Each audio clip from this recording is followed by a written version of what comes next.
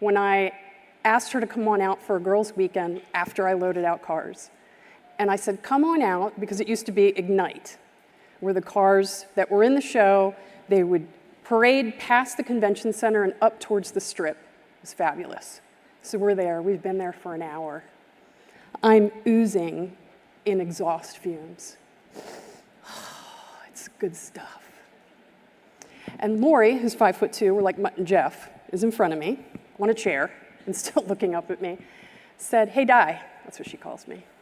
I said, yeah. She said, I'm cold, I'm hungry, and I have to pee. You ready to go? I laughed because she's watching, and she's going to kill me for telling you that. But truly, after that, it became really, really apparent that it's not contagious, is it? Our enthusiasm for what we do, no matter what you do within this community, and certainly outside, is not contagious. So how do we bridge the gap? What do we do? If I showed anyone, maybe you, outside the community, certainly Lori, this photo from 2022 Labor Day weekend on the National Mall, I could say, this is the fabulous Hudson Hornet, driven by Herb Thomas back in the early days of stock car racing. This is a 2016 Challenger sitting right next to it. This car is being displayed because it's been added to the National Historic Vehicle Register. The register is very similar to the Register of Historic Places. So the Golden Gate Bridge, Space Shuttle Discovery, the Statue of Liberty. All of those things have been documented as part of our national heritage. And they're documented in the Library of Congress in perpetuity. That's exactly what the National Historic Vehicle Register does. I have now lost half of you, all of 300 million, and Lori. But what if I reframe it? What if I tell you a story? It's a true story. It's an authentic story. And it actually happened. And it was one of the most emotional days of my entire career. And it happened right here on the National Mall. We show up at 4 o'clock in the morning, as the community tends to do. I don't know why. They make donuts at 9 o'clock in the morning, y'all. We show up at 4 o'clock in the morning. The purple car Challenger belongs to Chris Thomas, the grandson of Herb Thomas. As I'm standing there next to Chris's friend, I'm like, this is so cool. When is the last time Chris was this close to his granddaddy's car? He said, Diane, he's never been this close to his grandfather's car. And then I knew what I needed to do. So I walked over to Chris and I said, Chris, what I'm about to propose to you is going to take a little bit of acrobatics, but if you're willing, I'd like to know, would you like to sit in your granddaddy's race car? And he broke out in a big smile and he said, of course. And so I lead him to the back of this glass enclosure, has 3 panels. The middle one is a door. I unlock it. Yeah, as you can see, there's not a whole lot of space. And so Chris has to climb over the back bumper. I open the door as wide as it'll go. He is a bodybuilder, big guy, trying to figure out how to get in a space that big. And I said, if you hoist yourself up and over, and then you tuck your shoulder down, and then you can turn around, and then you can go in backwards. So he did. And he sat down, and he took a deep breath. And I said, you know what, Chris? I'm going to give you a minute. So I go back out, and I walk out behind the back of the car where one of the 3 security guards is sitting. And I'm a little misty-eyed because I'm watching Chris run his hands across the dashboard. And I'm watching him grip the wheel. And I'm thinking to myself, what is he thinking in this car? And this voice said, is it true? Is that the car that his granddaddy raced? And without taking a gaze away, I said, "It is." And he's never been this close to the car, much less sat in it. And the next thing I know, I feel a hand. And I look over, and the security guard is a woman, and she's going like this. No words. I said, what's going on? Why are you crying? She said, "Go on now. I can't talk to you. I'm not going to sit here and cry." I said, "Why? Talk to me. Tell me what's happening." She said, "I don't have my grandmother anymore, and I miss her terribly." And I squeezed her hand and I said, "You know what? I don't have my grandmother anymore either, and I miss her terribly." And I kneeled down next to her and I said, "But how perfect and beautiful is this, that through Chris experiencing his grandfather, that you and I get to connect with our grandmothers." "Go on now." She let go of my hand. "Get out of here." I said, "Why?" She said, "You don't understand. I wasn't supposed to be here today. I wasn't supposed to take this job. I had another assignment. But at the last minute, I got the phone call, and I took this one." And I said, "You were meant to be here because it's your reminder that your grandmother is always with you as mine is always with me." And I got one last shoe and this, and I said, "Okay." So I went back in to get Chris. I said, "Chris, how you doing? You ready?" He doesn't say anything. He just slides across the bench seat. He's still got this smile kind of plastered on his face. And he looked at me and he said, "Diane," and I'm thinking, if you say one word, I am going to burst into tears after what just happened. And I said, "Yes, Chris."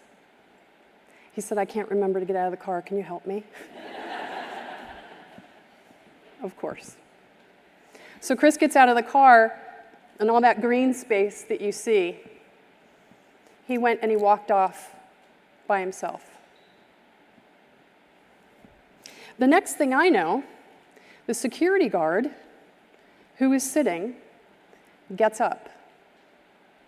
She walks over to the glass exhibitry and walks all the way around and reads every last word. There's information about the National Historic Vehicle Register, the history of Herb Thomas, the specs on the car, and the race history. And she walked around and read every last word, and no one asked her to do that. And then she stood by Chris's car all day, for the remainder of the day. She didn't move. It was Labor Day weekend in Washington, D.C., with absolutely no shade, and it was in the mid-'80s. What happened? She heard the story. It engaged her, and she connected on an emotional level. And guess what's happened to you while I'm telling you this story? You've connected with her, with Chris, and with me. And we are now in relationship. And scientists call that neural coupling. Now, I don't want you to think that you're cheating on your significant other. Neural coupling simply means that the areas of your brain that are lighting up while I'm telling you a story are the same exact areas of my brain that are lighting up. We're on the same page. We're connected.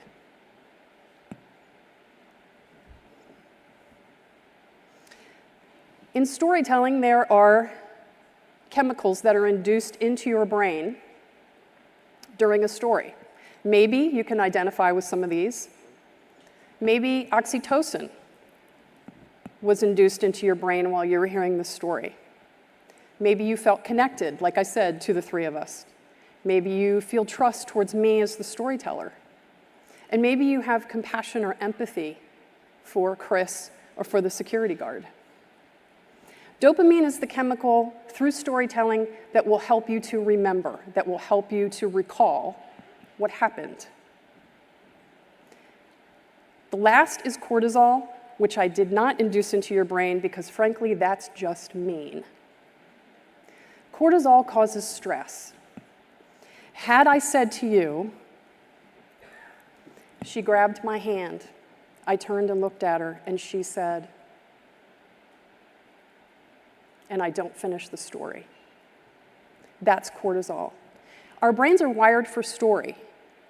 We understand it, but we also crave the end. I think it was Brené Brown that wrote several books, but in one of her TED Talks, she said, you know those 3 bubbles that you get, like when you're texting someone? What happens when you get the 3 bubbles? You're like, okay, okay, are they mad at me? What did I do? What the hell is going on? Because we want the end of the story. If we don't get it, we make it up.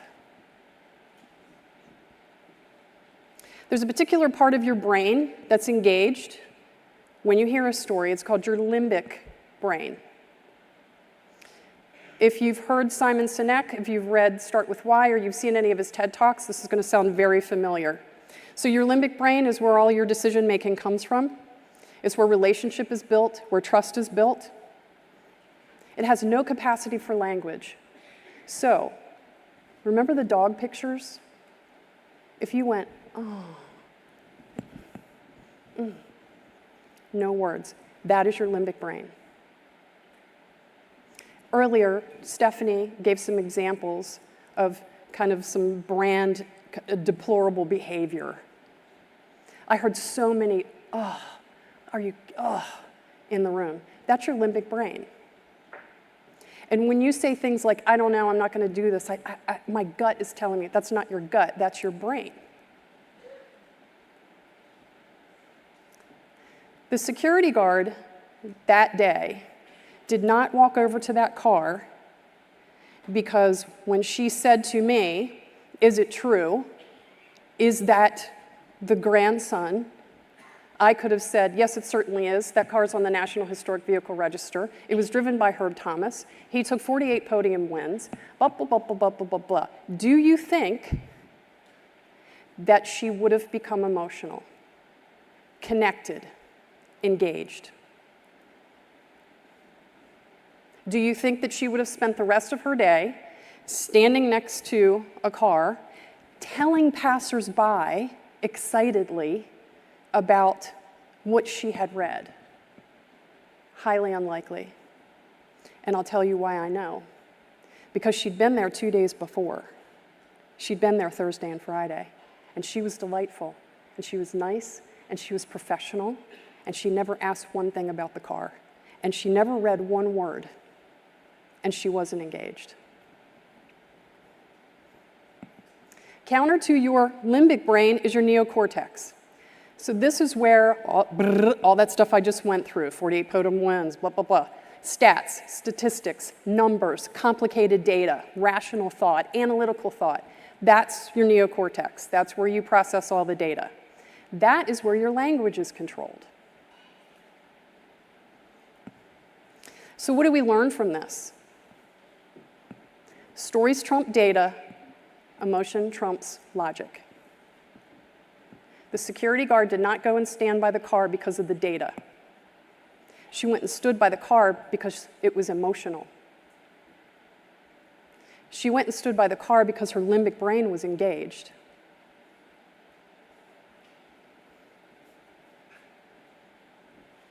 Maria Popova has this great thing. I love this quote, a great storyteller helps you figure out not only what matters in the world, but also why it matters. Simon Sinek is one of my favorites.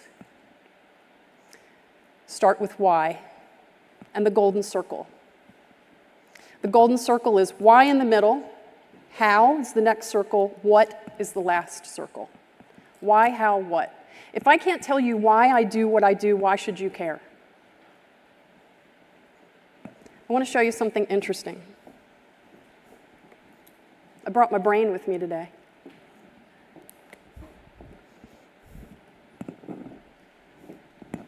So your limbic brain is located right here in the center. It's kind of small. I've labeled it. That's your limbic brain. Out here is your neocortex. Here's your limbic brain. Starts with Y. Emotion. No ability for language. What happens? It is at the center. When I speak authentically, when I speak what I believe, I speak from the heart. There's a reason why Y is in the middle, because this is where it gets to in your brain. Versus data, neocortex, outside, no emotion, no ability for language.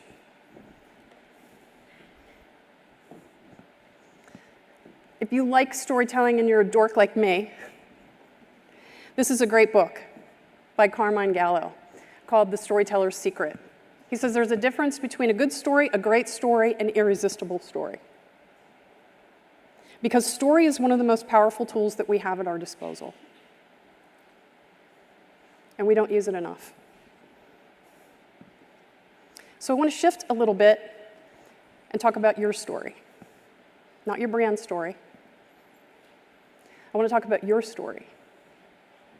What'd you say to yourself this morning before you came here and you were getting ready and you're looking in the mirror?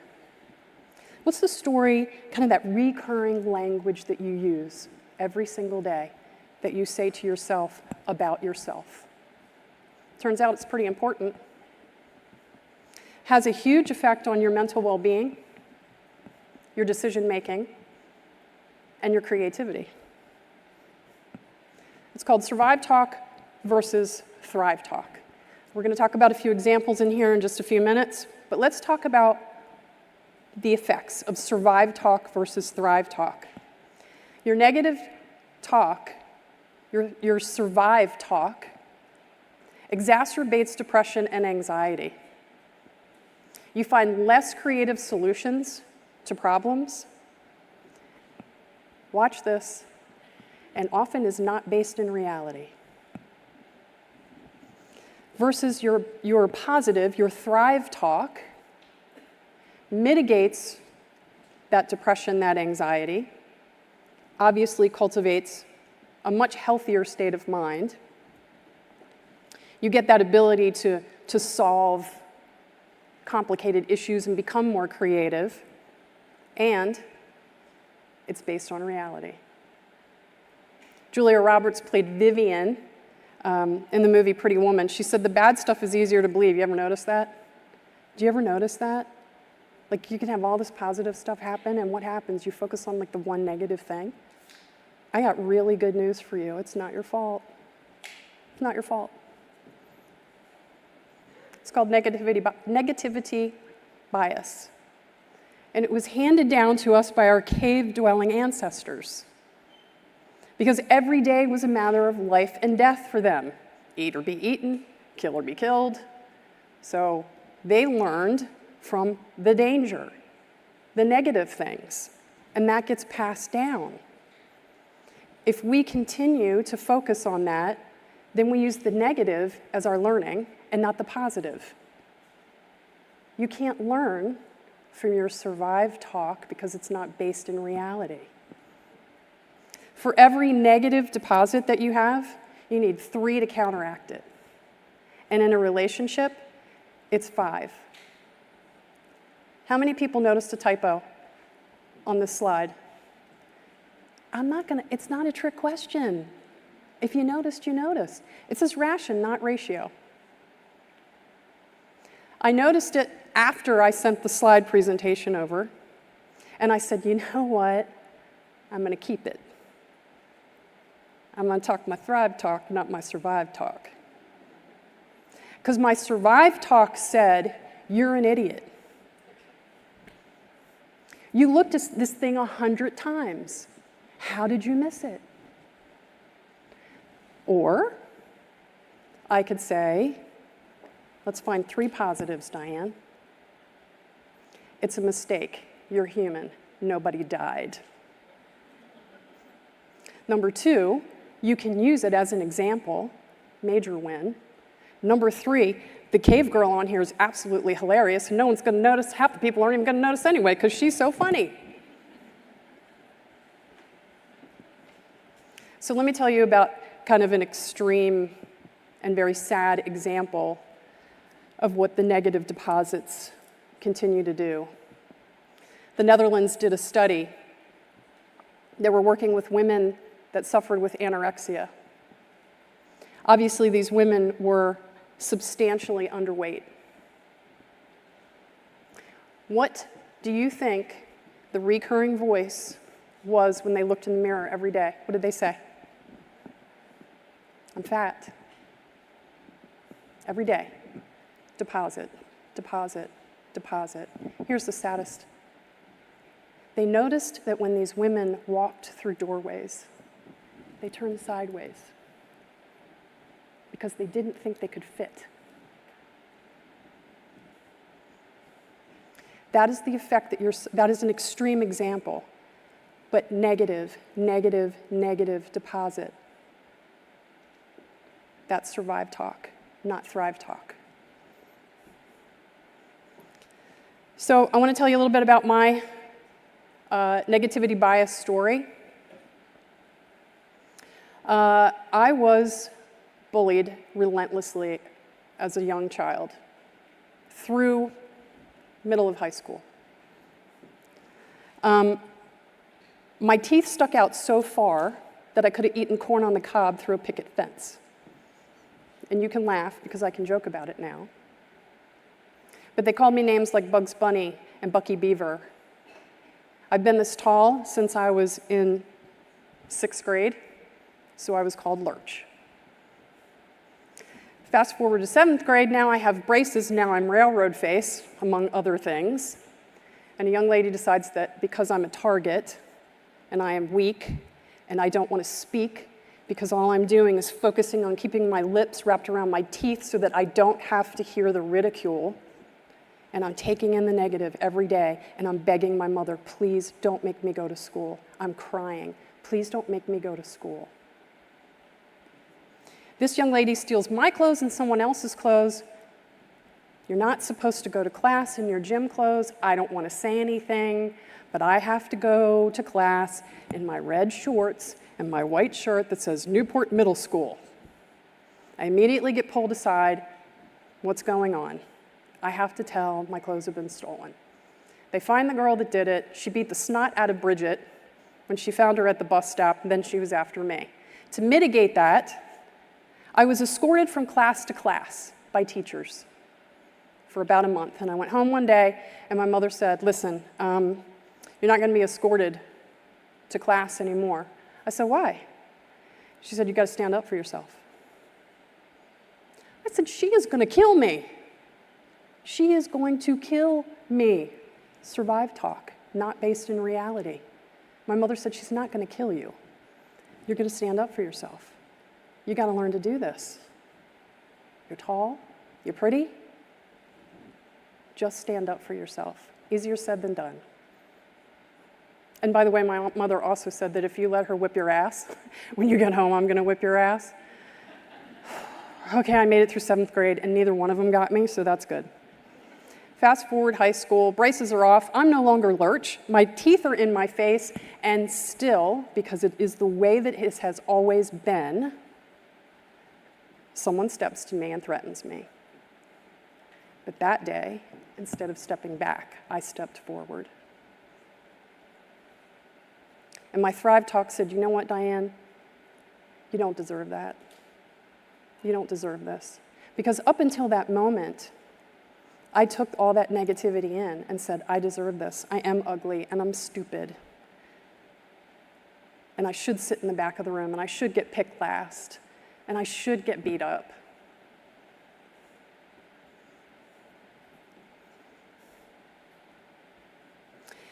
Your Survive Talk sounds something like these examples on here. I've heard examples today of, sometimes I don't feel like I belong at the table.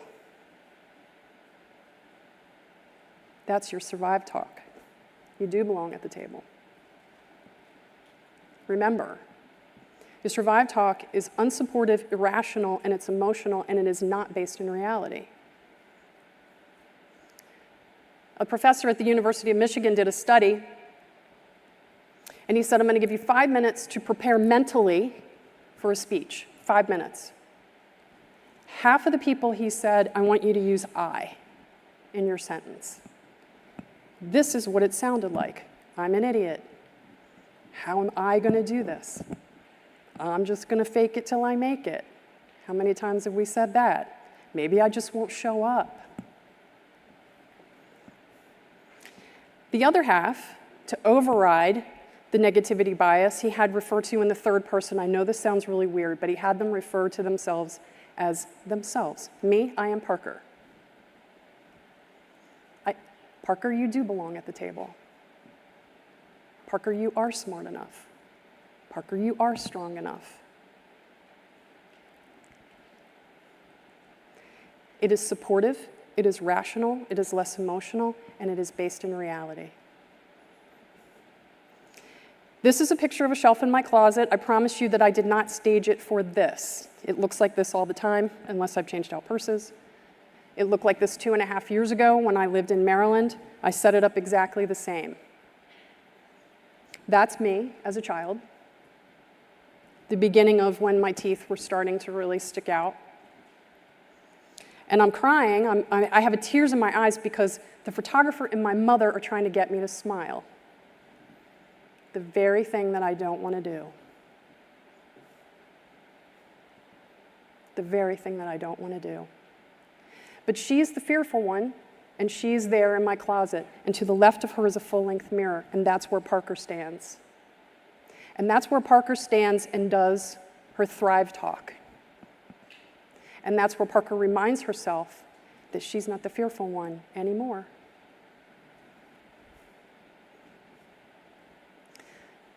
What is your story?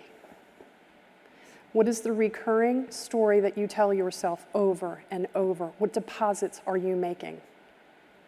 It makes a difference.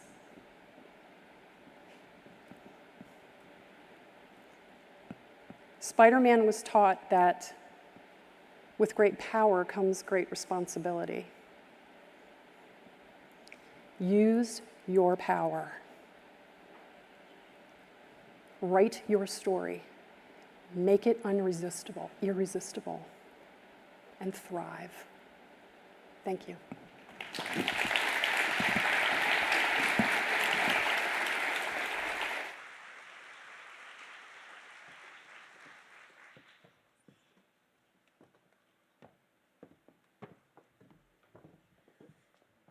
Okay, so now that we know some of the elements of storytelling, I do have one question for the entire audience. During that presentation, who was sitting in the audience with a raised level of cortisol because you don't have your cell phone? Because I have it.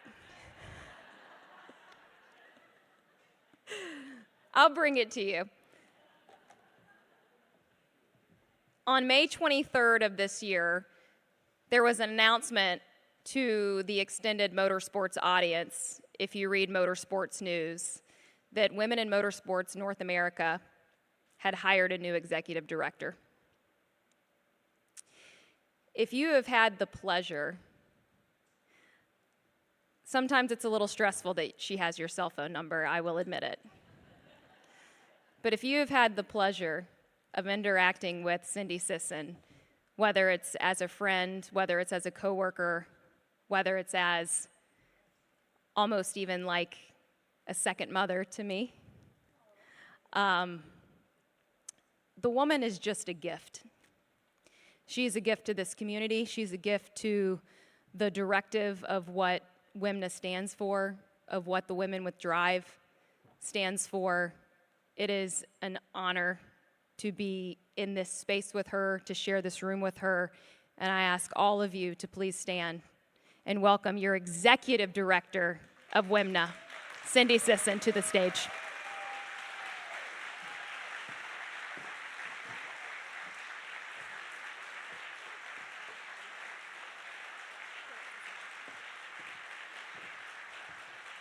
There's no crying in baseball.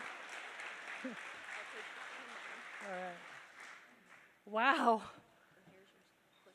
Okay, let me get settled here. I got a lot to do. I got a lot to say, right? It's all about us. And I got to learn how to work a clicker. Really? Do I have to learn how to work a clicker? Can you hear me? Because I got this thing in my face. Well, thank you, Amanda, for that heartfelt, and thank you for the stand-up. I'm going to cry, but Lynn always says I cry too much, so I'm not going to cry. All right, well, let's get started. We're going to engage, activate, celebrate, and mentor. All right, it's time. You all know me. We're going to do the wave like we do every single year. And it's going to start over here at 1, 2, 3. Woo! Everybody up! Rock on.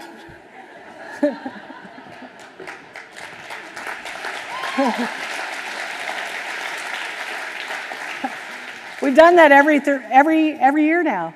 It's become a tradition that you're in the Cindy Sisson wave. Well, can you believe we launched in 2022? It hasn't even been 2 years yet. We are a community of professionals devoted to supporting opportunities for women across all disciplines of motorsports by ensuring that the continued strength and successful future of our sport. The engagement and activation we have received from many leaders in the industry has been astounding. It's time. It's your time. Let's take a look at what we've done so far. It started with our track days at the Rolex 24 Hours in Daytona. I sound Southern. I must live in Mooresville, North Carolina. Just kidding. No, I really do. NBC featured women during the race broadcast. Media saying our name is invaluable. At Laguna Seca, the track days have become an opportunity to unite and show support of women in motorsports with leaders who care about the many women working in the industry.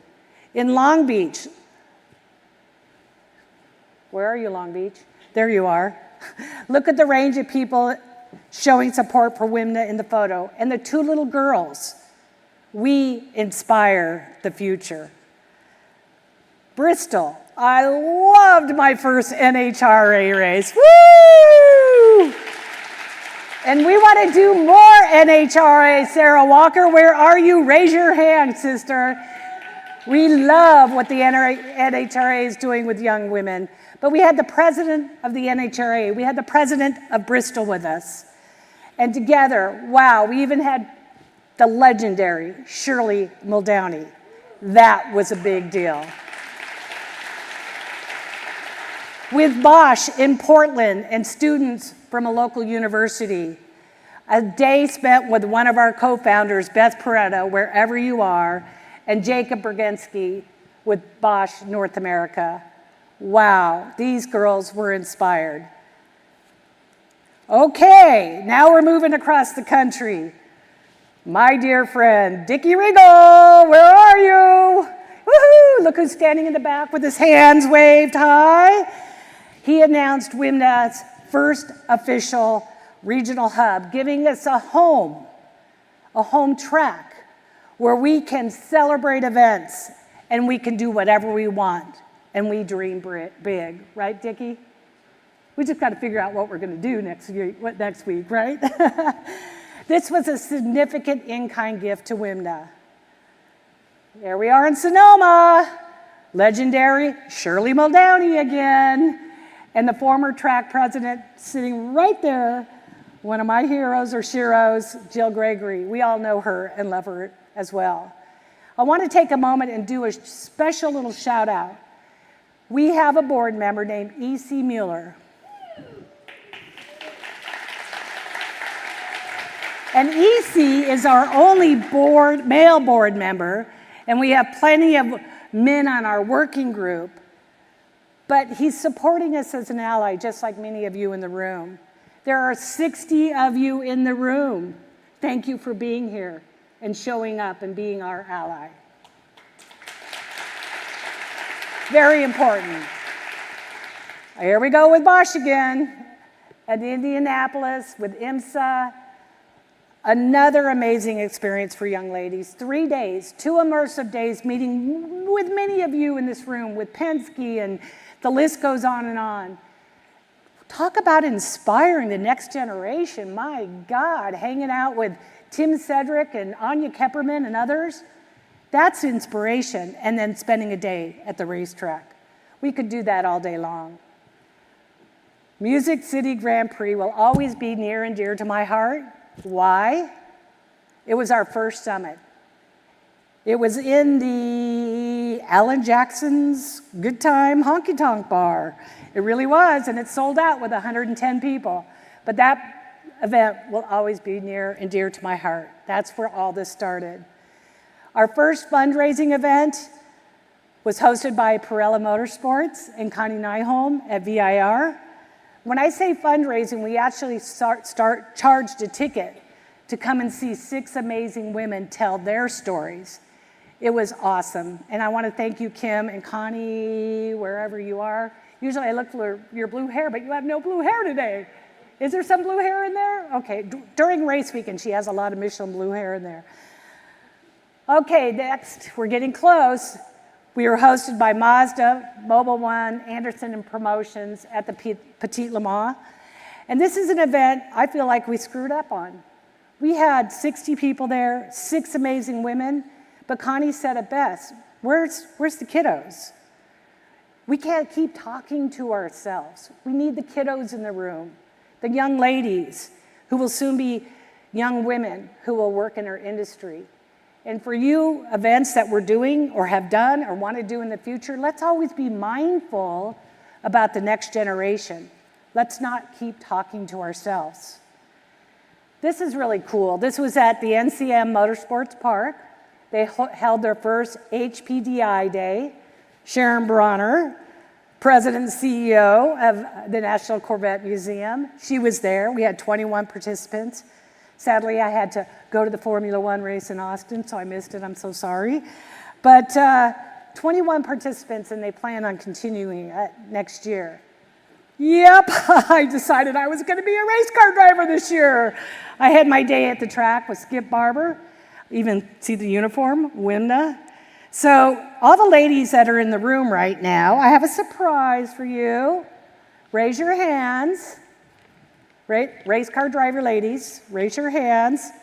Who would like to go to a Skip Barber driving school today? A two-day. There's a woman who won it last year. I don't think she's taken advantage of it yet, but there's going to be a woman that wins it this year. Drum roll, please. I think she's not here right now. Mia LaRue. You have to be present to win. Sorry for your bad luck. Mia Lovell. Okay, Mia, I love you. I'm so excited. Just come up real quick.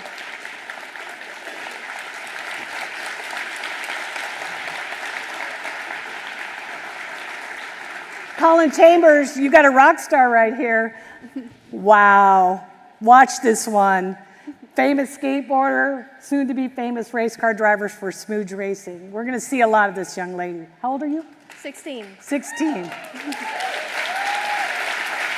All right. Thank you. You're going to love that.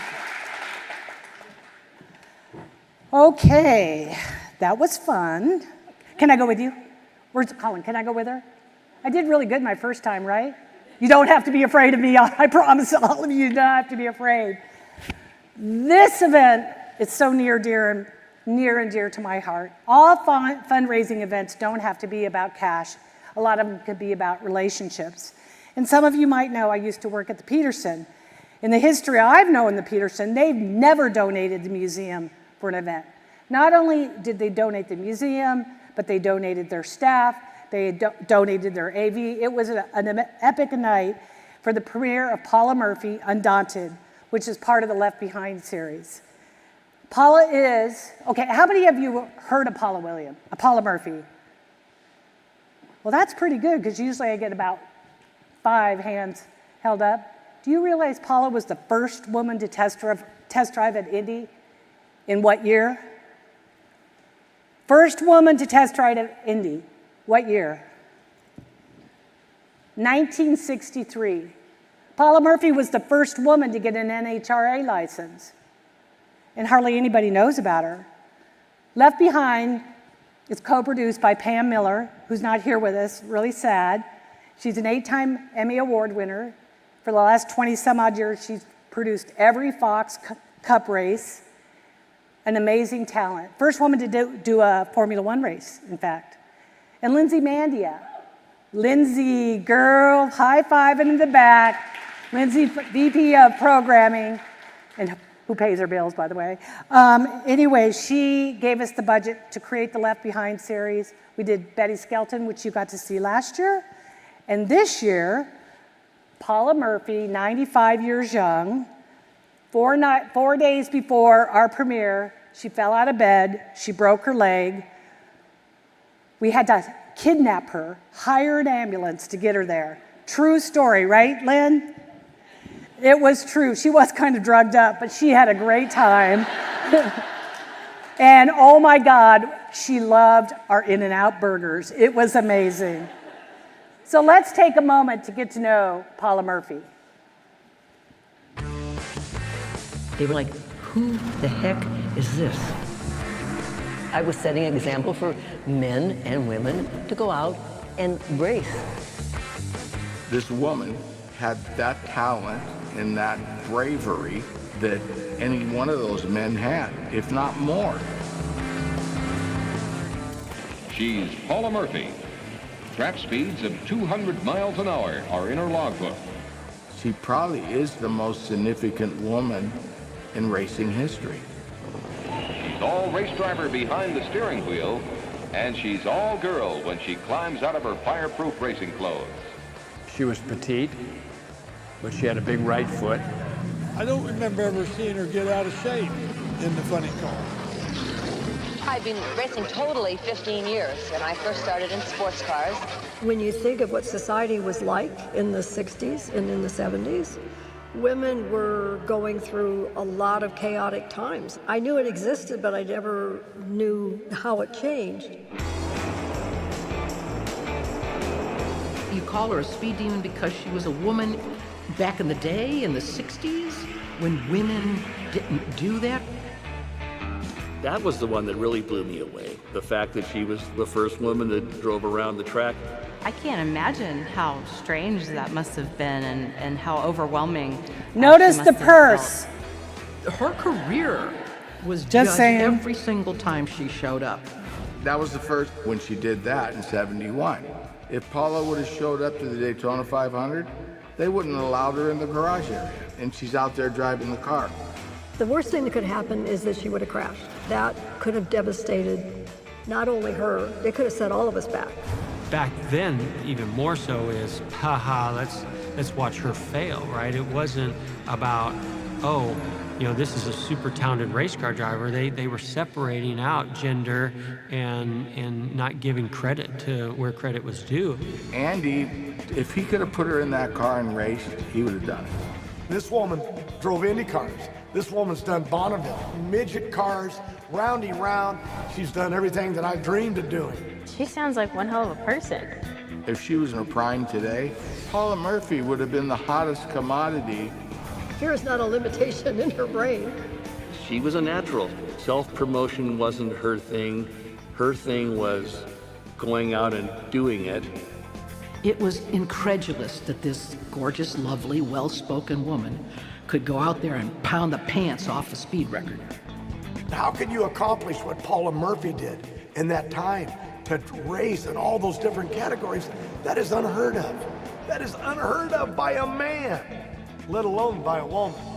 Every female that runs a car always sets the needle to the next subset. We're really lucky to have had her motivation. Paula Murphy really was the first. She opened the door for everybody. I may have started a little something. I call myself the fastest broad in the West.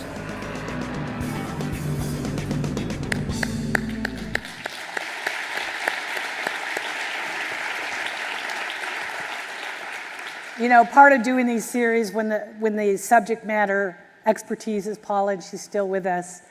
She's 95. She just moved about 2 hours from here in a home. She's not doing so good. So all of you are going to get a Paula Murphy poster, and I'm hoping you'll hang it on your wall. And when I do a Zoom call, I hope to see her in the background.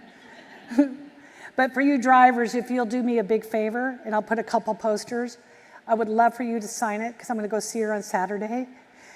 And I will let her know that you're here to support her.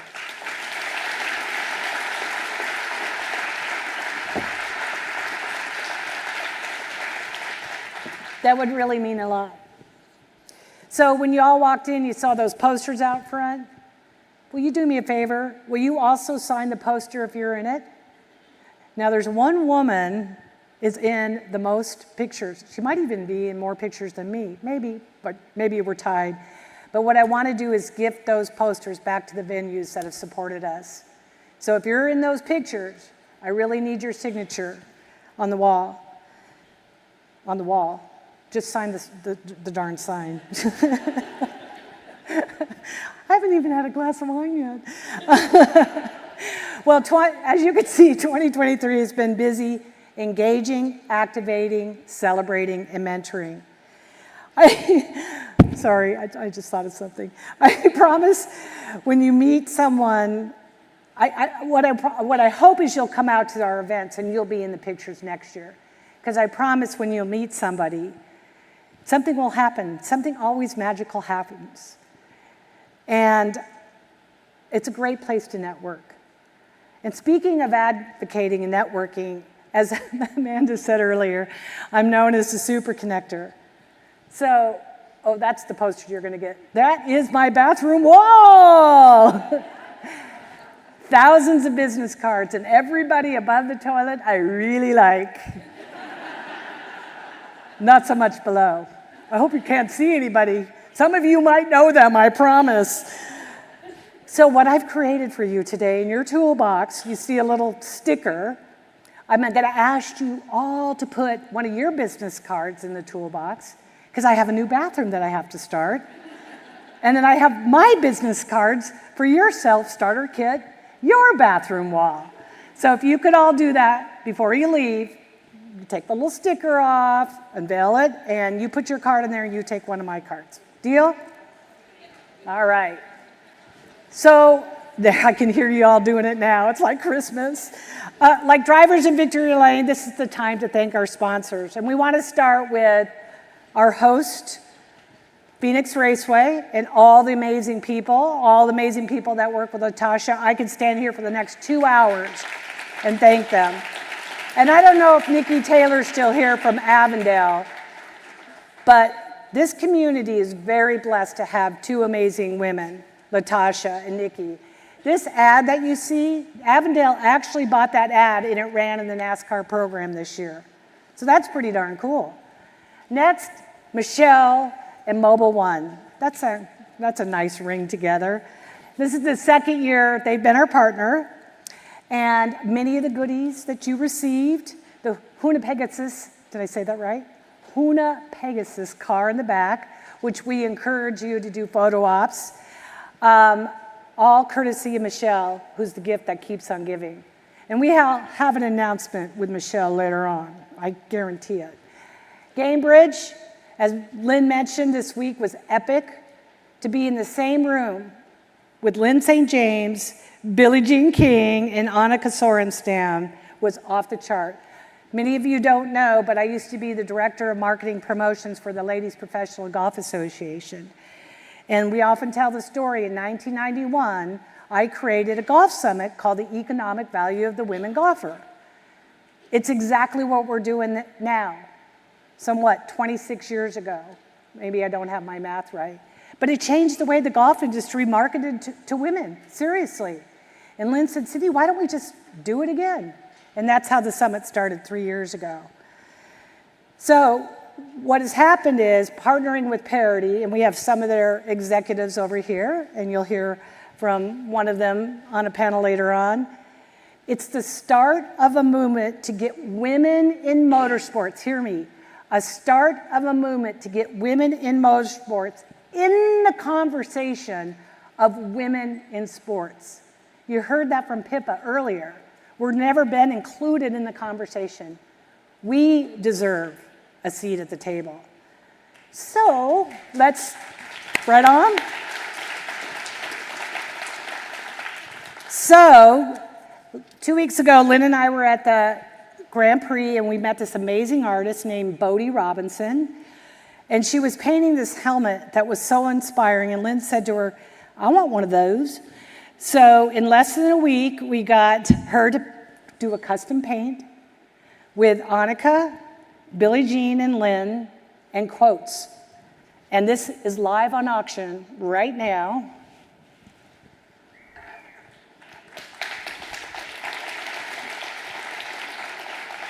Dream yourself awake. You have to see it to be it. That was Billie Jean King's. There are no shortcuts, Annika. Lynn's signature, go for it. The waste of life lies in the love we have not given and the gift we have not used. And I really like this one. I had too much to dream last night. And there's more. So you can actually go online, right there, Locker, that's not it, locker.paritynow.com. Go on. You rich people, go on right now. You know who you are. I've already called you out. All right, so we're seeing all this great live streaming from Gamebridge, and we have our friend CJ Oliveras and his team from NAV TV. Let's give a big hand.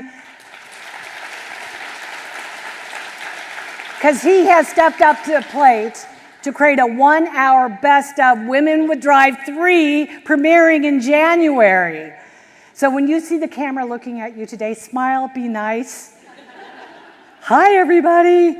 And I guarantee you will maybe be on television. All right. So where are we? Smooge Racing. Where's my team? Where's Alex and everybody? Did they leave already? Oh, my gosh. Here's a man. He has a daughter who's getting, she's going to Texas. What do you call that tomorrow? Her signing day as a soccer player. Doesn't have a daughter who's a racer, but he's sponsoring 2 amazing women, Isabella Robusto, Mia Lavelle, and he found out about us through Lynn meeting him one day. And I called him in like 2 minutes. He's like, what do you need? And I said, money. He goes, okay, how much? And I said, okay.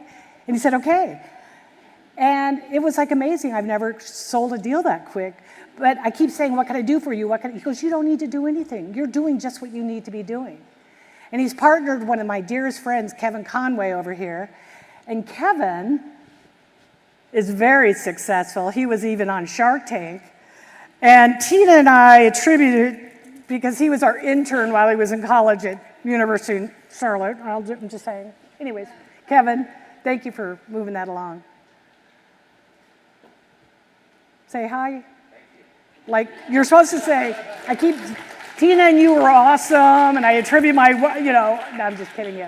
Okay, I'm almost done. 2024. What are we doing next?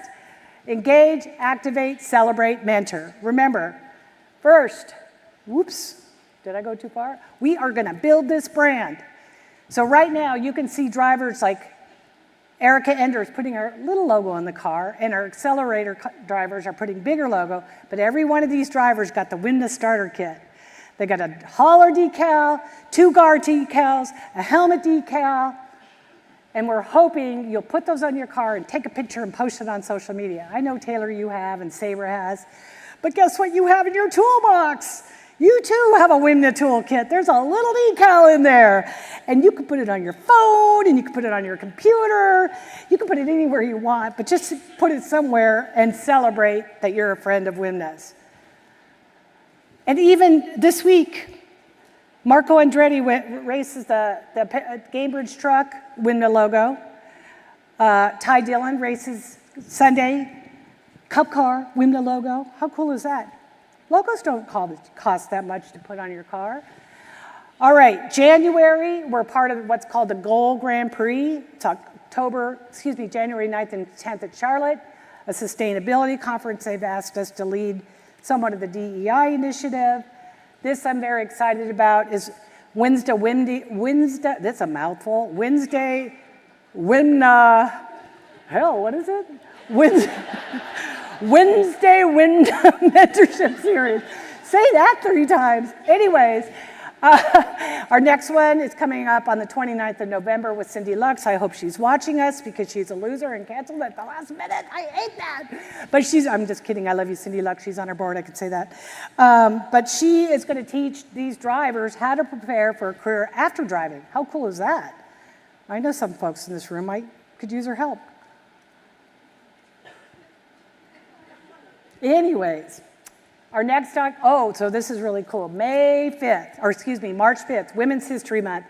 The first ever women's curated motorsport exhibit beyond one car. We search the world and people say, we're having a women's motorsports exhibit and there's one car. We're gonna have 8 cars there. And it's going to be part of the National Association of Automotive Museums. Every top automotive museum will be there from the United States. And we're the keynote speaker. And we're going to show our next documentary. Shirley Muldowney! How cool is that? I love that lady. Her head looks sideways. That's weird. Anyways, coming up in June, our 3rd annual event with the Automotive Hall of Fame. What we do is show our documentary, Shirley, and then we invite 6 women in the motorsports industry to speak, and it's been amazing. It's the week of the Grand Prix. I'm telling you when these are because Jesse's been there every year. Katie Hettinger's been there every year. You need to be there every year, so mark your calendars. You will be there. Okay. This one I'm really excited about. About a year ago, I get a call from Williams Formula One. Hey, Cindy, at the Miami Grand Prix last year, we would love you to bring some women and create an event. I'm like, yeah, that and a cup of coffee is going to get you along because it was 2 weeks into the event. Today, we have an agreement in principle. Every F1 race in America next year, we will be a part of the Williams Formula One team in this room about this size for a women event that we get to design, we get to invite, we get to celebrate, and fundraise. And some of you in this room might want to be a part of that. I'm just saying, Formula One's kind of hot right now. So Pebble Beach, 2021, never in 70 years had a women's forum. We created it, and they've asked us to come back, believe it or not, 2024. So you should be there. So the point of all this is, who are you going to call? Please call me. The Ghostbuster, right? Something fun like that. So my final thought here is I was flying home from Austin, and I'm literally sitting next to this woman, and she's reading this magazine. I'm looking at it, I'm like, how weird is that? But is it really weird? So I said to her, where are you coming from? She goes, I was at the F1 race with my dad. We go to them together all the time. And I said, really cool. Can I take a picture of you? And she goes, yeah. So I gave her my card. I said, what are you going to do when you grow up? She goes, I don't know, but I really love Formula One. So the next day I get this long email. She goes, my dream would be to work in Formula One, but until I met you and I looked at your website and I saw what you did, I never thought I could work in motorsports. And that is now my dream. Talk about goosebumps, right? So my goal is one day, that girl, or one of the girls, sorry, Lynn, women, I call you girls, ladies, I'm trying to call you women because we're women in motorsports. One of the women in this room, I hope one day you're on that magazine, or Racer magazine, or any magazine that is focused on motorsports. You deserve to be on the cover, right? That's my goal. So, Tina, do I click the button for our final little, this is so cute.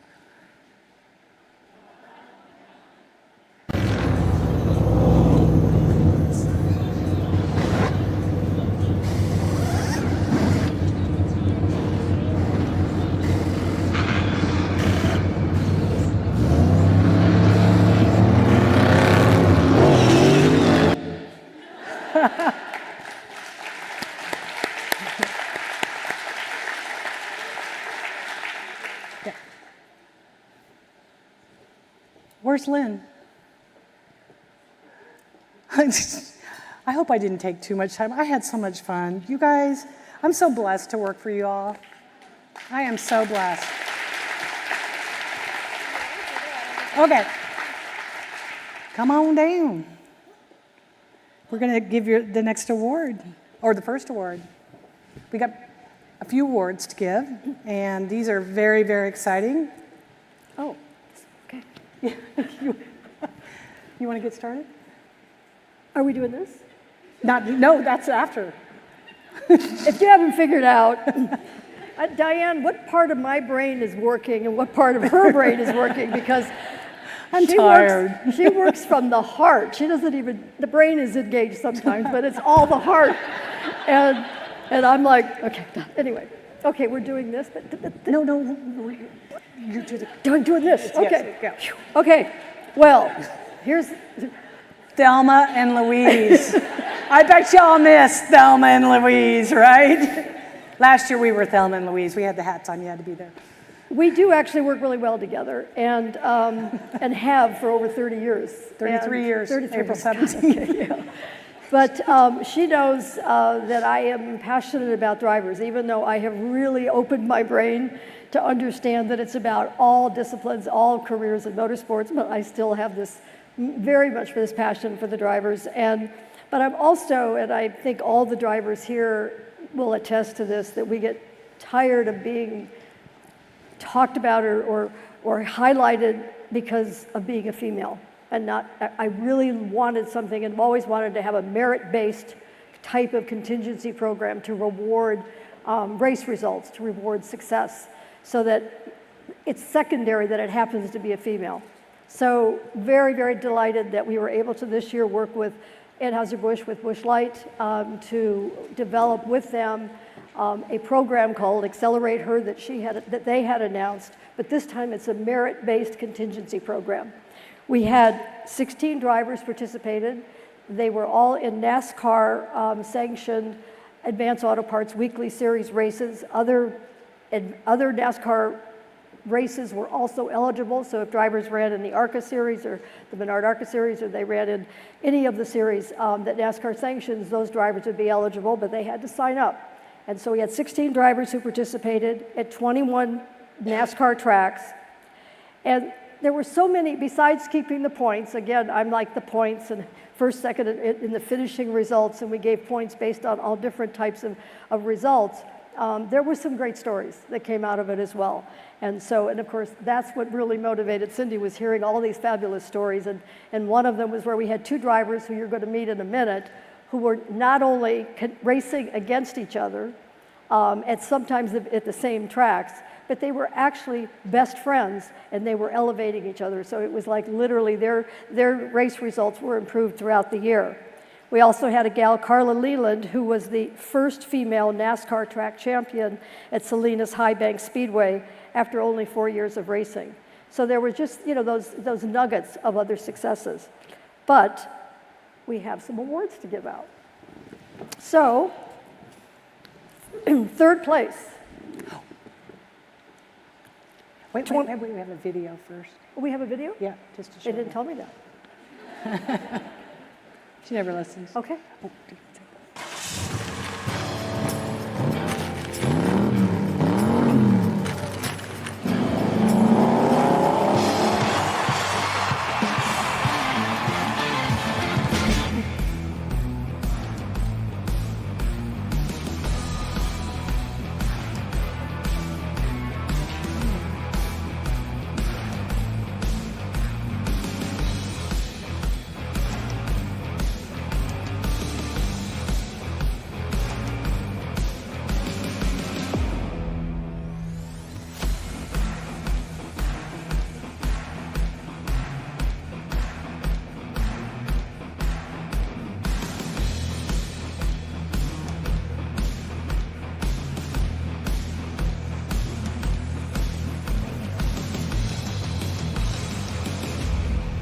There's Carla. There's Carla.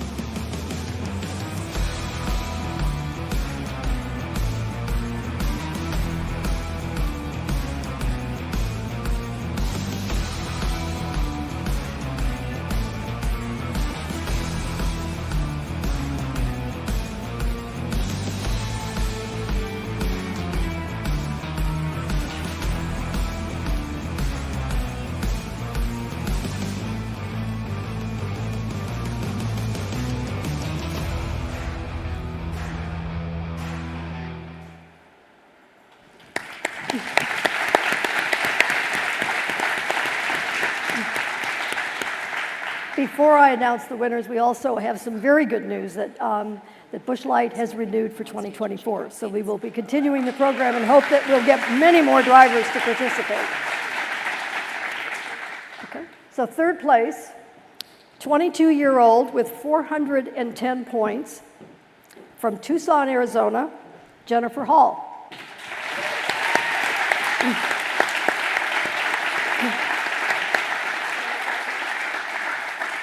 I'm sorry? Yes, but I'll. Can I show how much money? Yes, you can definitely show how much money. Us, $25,000. There you are. Fantastic. So, yeah, so if you don't mind just saying, I know that you were a Hornet champion, how many years you've been racing, you've come from a racing family. I know I met your mom earlier, so she's here. So tell us just a little bit about your year. Well, this year has been super fun competing against everyone in this contingency program. Even though we were not in the same state, it felt pretty cutthroat, but we were still a family. It's like siblings. Like you love them, but you also hate them at the same time. And that's what I think this kind of fostered this competition, and it was fun and amazing to go out there and race and just have that extra push to do well. And because of this, I was also had the opportunity to run more cars than what I would have. So it was just super fun. So you're also in college? Yes, Going I to am. continue with that? Yes. And you're going to be racing next year? Yes, I am. Okay. Well, we have this check to give you. And there's Mom, by the way. She's reporting it. Okay. So you can't take this to the bank, but you will have a real one that you can take to the bank. But anyway, there's your $25,000. And I think it's just stay up here. Yeah, stay. Hey, the good news is Busch Light's a sponsor, right? So free Busch Light for everybody tonight. She doesn't have to buy.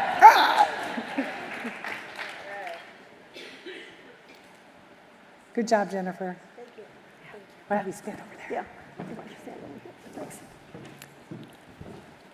In second place with 412 points. Over a whole season of racing, there were only 2 points of difference, so it was right down to the wire. From St. Louis Park, Minnesota, Taylor Goldman.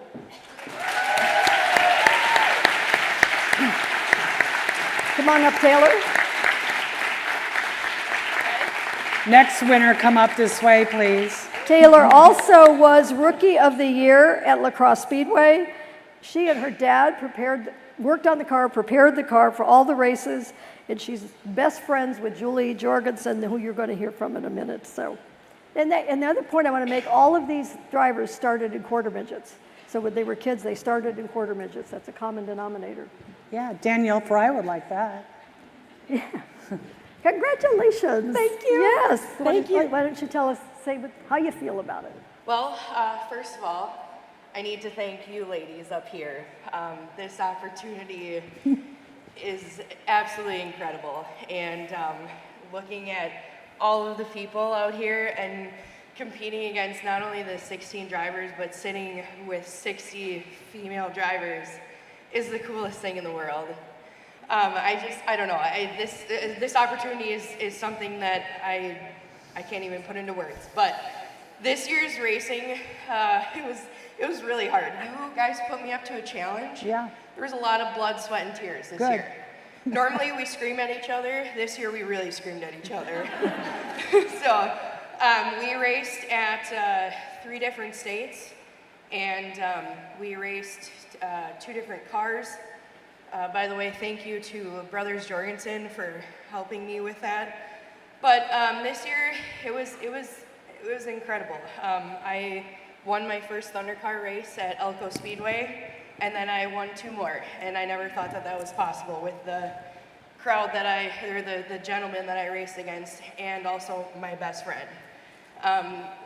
This year, Julie and I really grew our friendship, not only as competitors, but as best friends, and racing against your best friend it's incredible. But I also need to thank my parents. I wouldn't be here without them. And for my dad for working his tail off to make this possible for me. But To all of you, thank you very much for supporting local tracks and for making this possible for all of us. So, thank you. Mom and Dad here? Dad's Yeah, there. Mom and Dad there, yeah. It's a check for $50,000. Not bad for a day's work, right? What was your nickname before It was Roller Girl. Roller Girl? With her pink hair, that was pretty cool. Thank you. Thanks, Roller Girl. Thank you. All right, then you heard that name that she mentioned, Julie Jorgensen, so I'm going to just hail her right up. She was the winner of the Busch Light Accelerate Her 2023 Contingency Award with 478 points. There you are. All right. From Lakeville, Minnesota.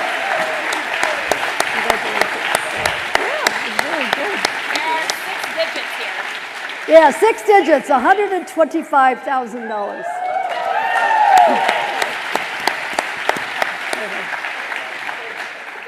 Has been amazing. I never expected to, get the call that we got invited to be able to do this contingency program, and it has been very cool and to be able to work hard to even get more than just the track championship at Elko that I was trying to get.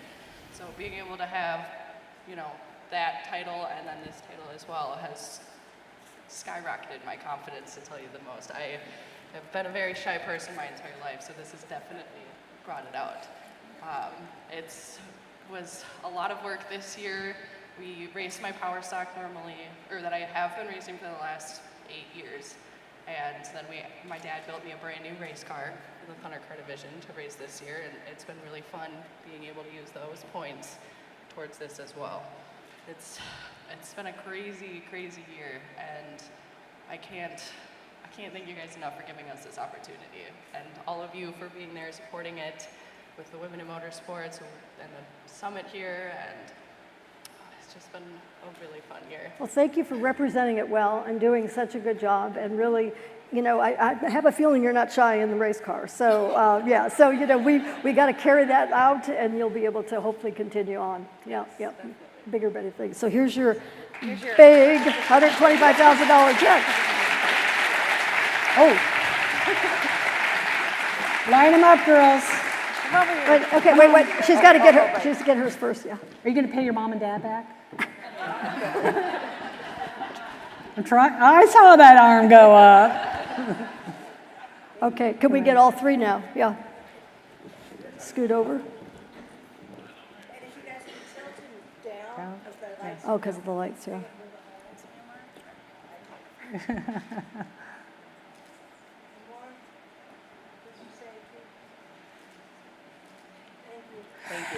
Congratulations again. And guess what? We have an announcement. They're back. Yeah. Busch Light has already agreed to renew for next year. So we're going to be doing this again. Yes. All right. And again, you have to be 21 years or older and racing in any NASCAR sanctioned race. But we're trying to work on some other stuff as well. But that's pretty cool to have them come back. They were happy, right? That's what we do for our sponsors. You guys did awesome. Thank you so much. Thanks, yeah. Thank you. Thank you. Thank you. Congrats. Congratulations. Thank you. Yeah. Oh, you're welcome, Taylor. Thank you. You're so cute. Thanks, Taylor. Now what? No, not them. Okay, yeah, sorry.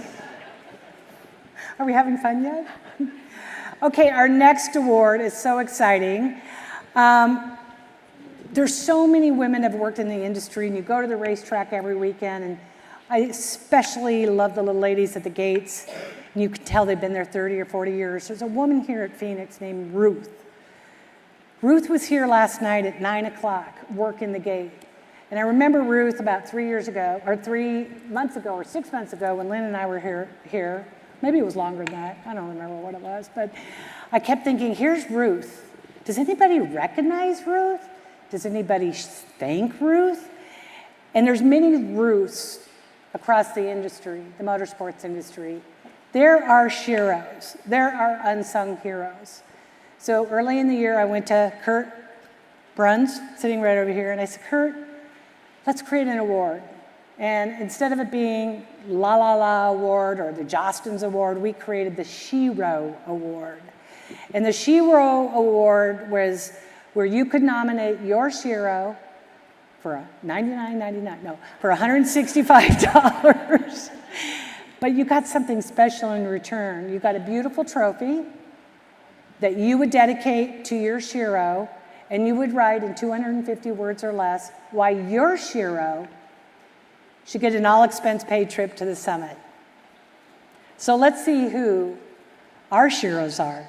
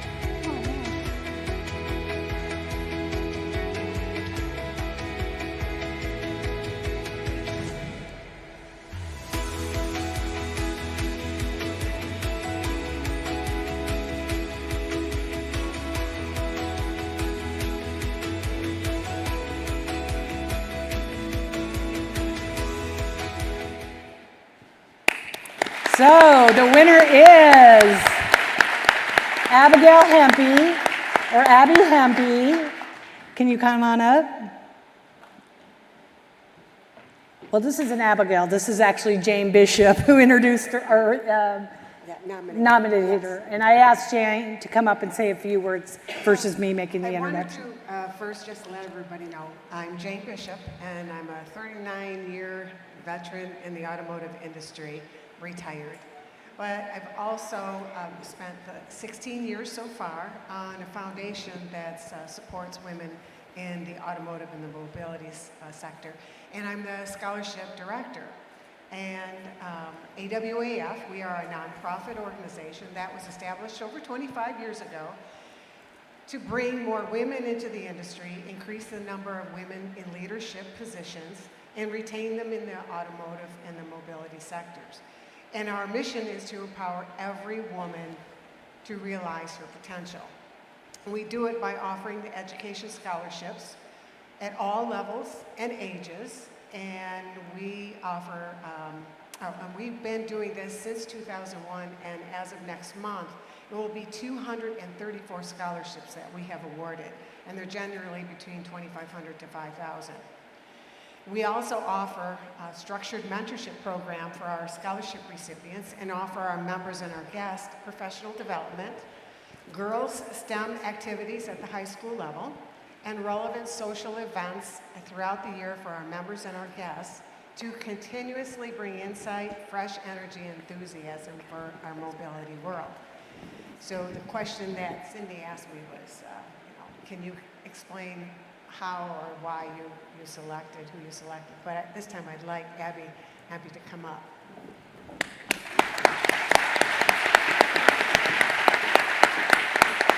So I learned about women in motorsports North America at the Automotive Hall of Fame event this past June. And when they announced the opportunity for the Shiro, immediately who came to mind was Abby Hempy. She's a 2-time scholarship recipient of AWAF, and I remember when Abby applied for her first scholarship, she was just starting her master's in mechanical engineering. And unlike most aspiring engineers, Abby was rebuilding junk cars for racing and driving in the demolition derbies. And in the automotive industry, an engineering degree and the passion to get hands-on experience and getting your hands dirty are not as common as one may think.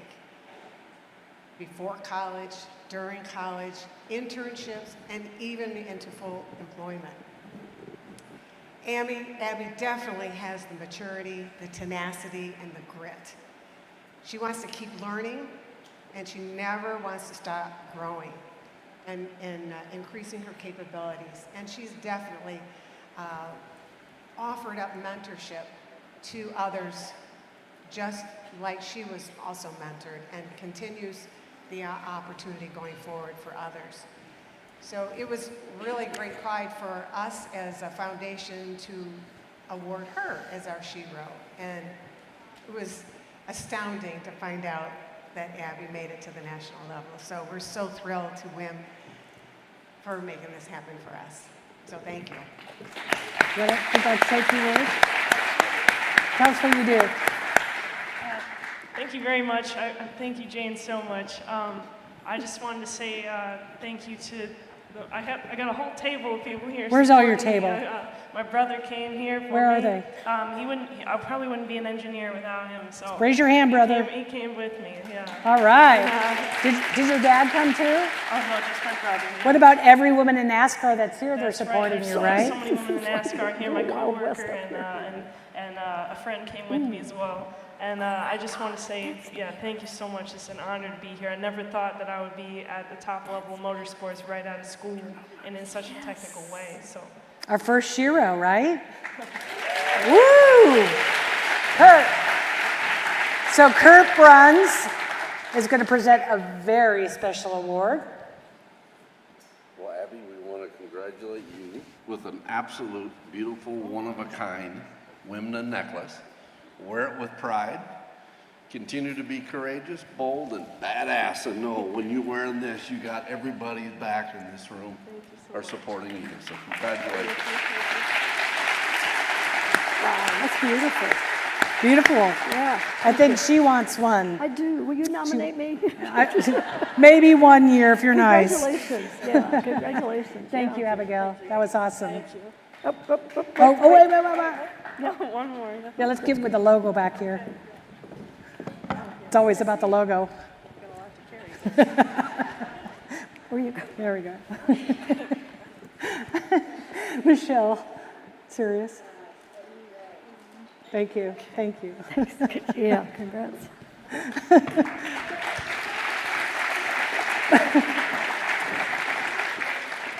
Well, you know, the Shiro Award was something really important because everybody talks about heroes, and it was actually Billie Jean King that taught me about the word Shiro, and Billie Jean being one of my Shiros. But we can't forget that we still have to have heroes.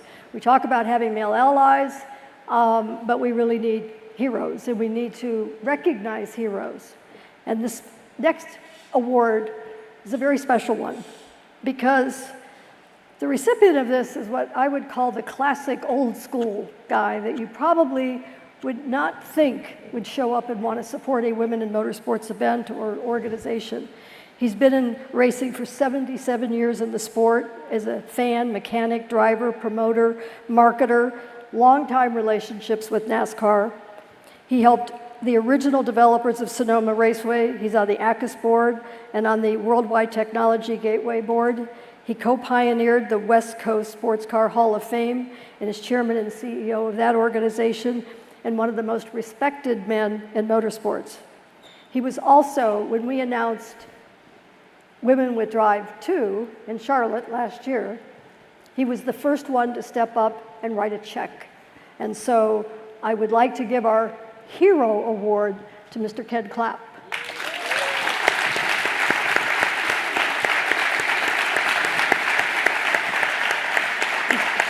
Yeah, you can stand up, Kurt. That's cool. Come on, Ken. What an honor it was to have him Ken Clapp.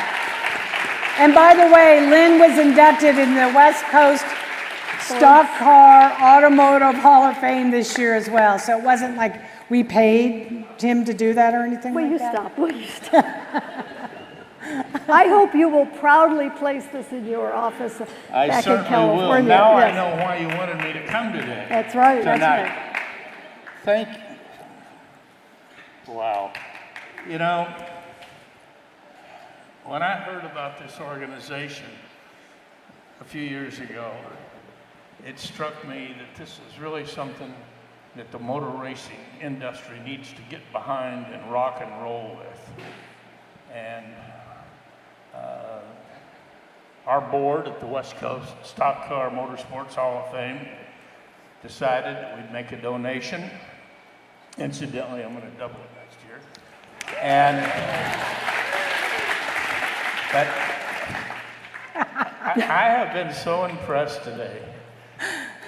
This is overwhelming. You ladies have done an incredible job. Thank you. Really, sincerely, an incredible job. Can I say a couple of things? Do we have time? Sure, why not, right? Yes. Not more than 2 or 3 minutes. Okay, let's sit down. No, Thank I'm just you. kidding. To be nice, I'll say hi, honey, back to you when you call me on my phone. He never answers. June 6th next year will be our induction ceremony. Excuse me, pardon me, for the West Coast Stock Car Motorsports Hall of Fame. And I just whispered to my longtime friend, Joe Gregory, who's on our board of directors, that Paula Murphy is going in, and I would like you two ladies to present.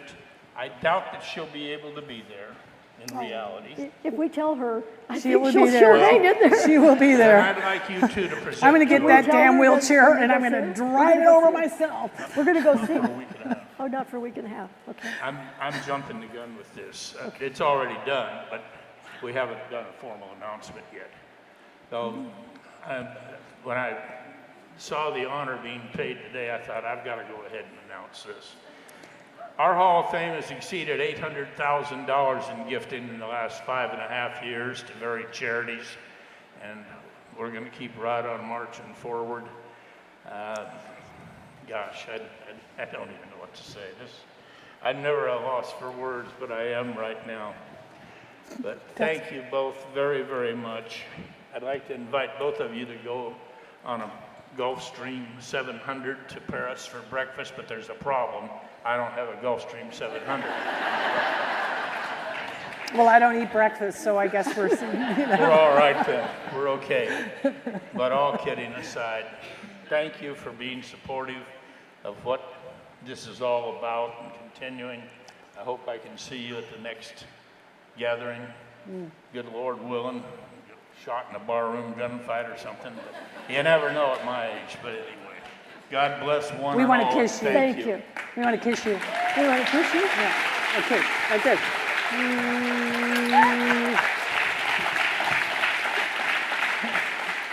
Thank you.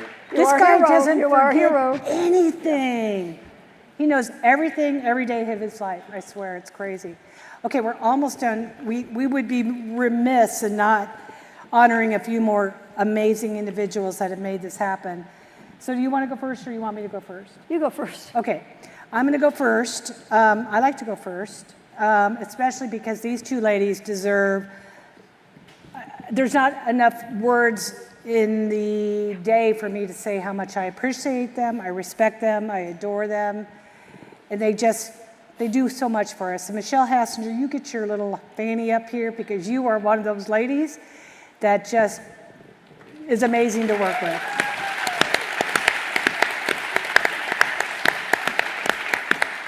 She says yes. She says, what else can I do? Yes, She's she like, does. just all of And we're this. actually, would you like to make an announcement on what else you can do for me? Now's the time. Yeah, why not? All right. Mobile One is thrilled to announce that we will be renewing for 2024 as the title sponsor of Women with Drive 4. Thank you. Absolutely. And it really is true, Michelle. You know, they just don't write a check. I get an email maybe once a week. What can I do for you now? What can you do for you now? What can I do for you now? Sometimes I take advantage of it, like these pretty scarves for their speakers or pins, Pegasus pins, Huda Pegasus car, sponsorship at this event. But she's always there, and you never say no. So thank you. Picture.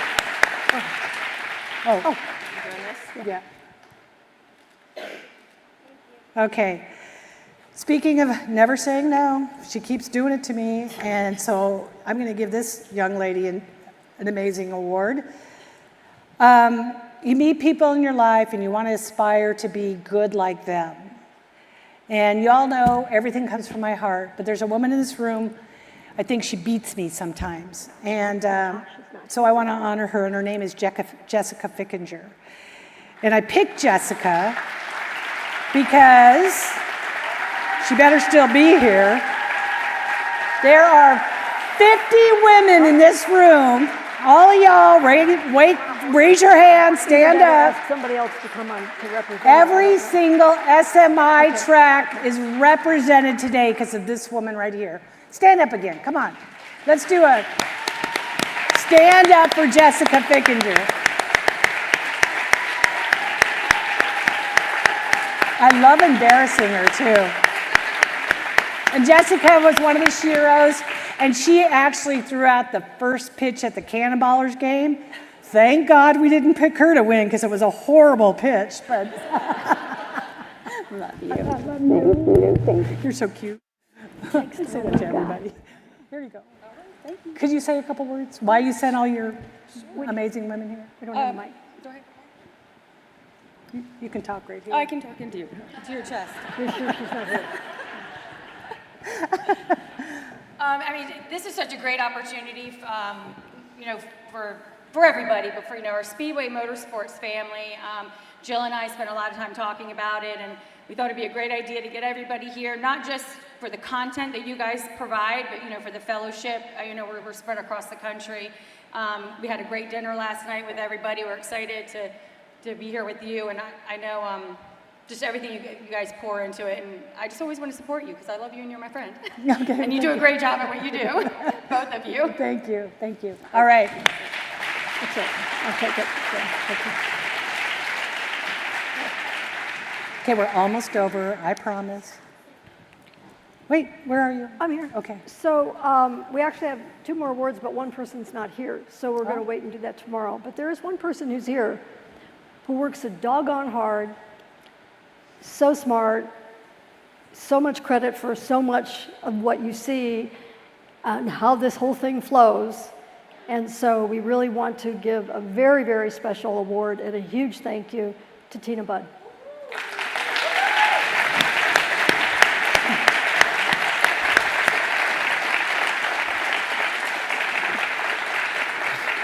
Hopefully she's taking her seatbelt off.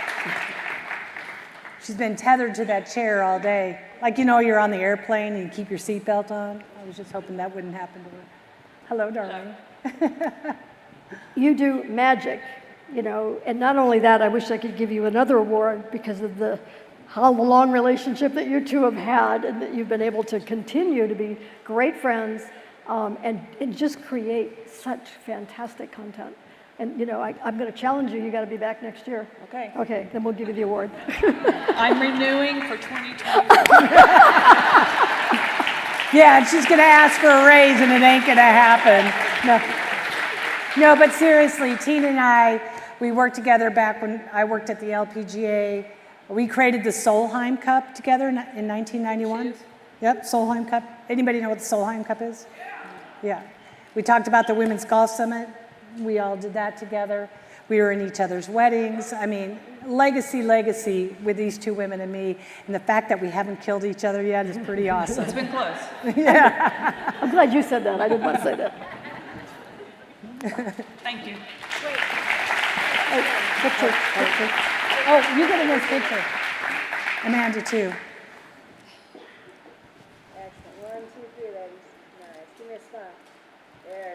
Tease. Is that picture going to Okay. go on Davina? Is that next? Get out of the way. It is the time. Okay. Wait a minute, I just have one more. I have one more. Oh. I have just one, yeah, just one, no, yeah, not this one, no, one more. I don't need the card. So the word legacy has come up a couple times. Stephanie used it in her speech this morning, and I think actually Cindy just used it. And there is a very special, she's not here, but a very special person in motorsports who should have had a better shot. Ellen, you might know who she is. But Davina Galica has been, she's from the UK, has been in this country for a number of years, worked with Skip Barber Racing as a coach, worked with the other school up there, the number of the different schools. And I have run into so many drivers of all ages, of all categories, that have come up to me and have said, I learned so much from Davina. I learned so much from Davina. And so she's a rather unique individual. As I said, is not able to, she could be here if she would just get out of her own way sometimes, but she doesn't do that.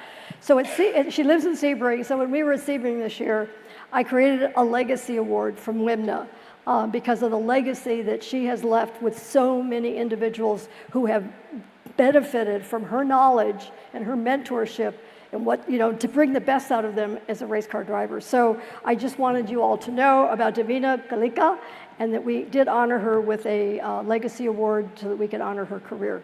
So, applause. Thank you. It's all yours. It's all yours. What a day, right? I think it's hard to put into words what we were all able to experience inside of the barn here today. It leaves me as excited as what day 2 will bring. One of the ones that made me smile here as we closed out the evening was as Ken Clapp's accolades were being read, he perked up and he said, "That's me."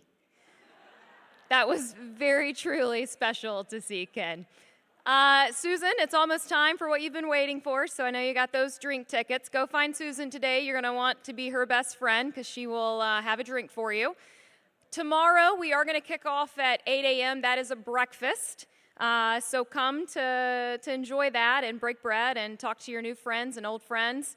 Bobby and Kristen Labonte will kick off with a keynote for the day. Thank you to all of our viewers on the live stream provided by Gamebridge Mobile One. Thank you for today and all the support. This is the 3rd annual Women Would Drive Summit, and we will continue tomorrow. Enjoy your evening.